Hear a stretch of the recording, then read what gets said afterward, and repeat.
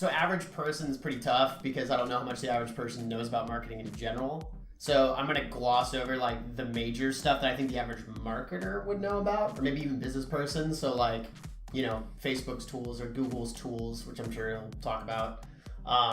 So one thing I like that I don't think a lot of marketers use. So in other words, the thing that I like the most that probably is known the least is actually a plugin called Ghostery. It's really simple and it's free. It's like a Chrome plugin. And what it does is if you go to a website, you can basically just click a button and it'll tell you what that website uses. So for instance, if you're using like Google Analytics or DoubleClick or SumoMe or whatever kind of add-ons on a site, which gives us a really good idea, or better than nothing for sure, of like what they're trying to do maybe and how they're trying to do it. So it cuts through some time in terms of like figuring out what's going on going into the situation. Yeah. I mean, that helps, like, especially for initial conversations with business. You don't have to like guess at things. You can just say like, I know you're on Shopify. I know that you're doing Google retargeting. Right.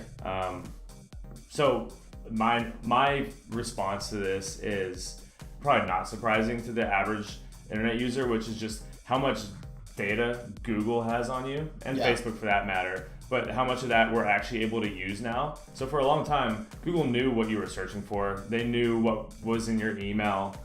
They knew what you were watching on YouTube. they know when you've been naughty or nice. Yeah, the super creepy stuff. But they weren't really using it, and now we actually can use that to target. And I guess it's like, maybe that makes me like Evil Corp and like Mr. Robot, but I try to only use it for good. So we can basically, what I think is really powerful for a marketer is being able to layer on audiences onto every single type of advertising that we're doing.